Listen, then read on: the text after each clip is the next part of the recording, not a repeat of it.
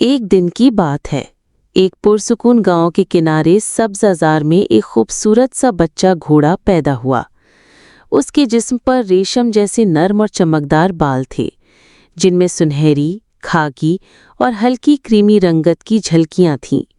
गांव वाले उसे रेशम कहकर पुकारने लगे। इसी गांव के एक छोटे से सफ़ेद रंग के कॉटेज में एक नन्हा सा सफ़ेद कुत्ता भी पैदा हुआ। उसका नाम बर्फ रखा गया, क्योंकि उसके बाल इतने सफ़ेद और नर्म थे जैसे वो आसमान से गिरा कोई बादल हो। उसकी छोटी सी नाक और बड़ी बड़ी आंखें बहुत मासूम लगती थीं। एक दिन सुबह के वक्त जब हवाओं में फूलों की खुशबू फैल रही थी, रेशम खेलता खेलता उस कॉटेज के पास जा पहुंचा। बर्फ ने पहली बार किसी घोड़े को देखा। तजस्सुस में उसने नन्हा सा भौंक कर सलाम किया। रेशम चौंक तो गया, मगर डरा नहीं। वो आहिस्ता आहिस्ता बाड़े के करीब आया।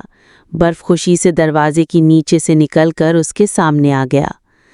दोनों ने एक दूसरे की नाक सूंघी और फिर हल्की सी छोटी आवाज में खुशी का इजहार किया।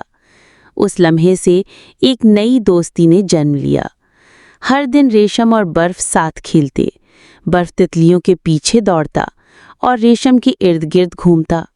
रेशम अपनी नर्म चाल में उसके साथ दौड़ता और उसकी दुम हवा में लहराने लगती।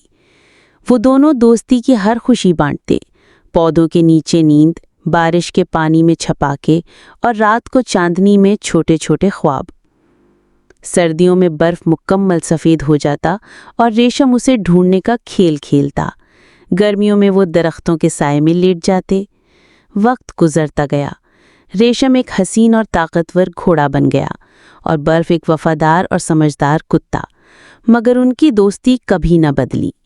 जब वो बूढ़े हो गए, रेशम की अयाल में चांदी झलकने लगी और बर्फ की नाक पर झुर्रियां आ गईं, तब भी वो एक साथ चलते, उसी सब्ज मैदान में जहां उनकी दोस्ती शुरू हुई थी।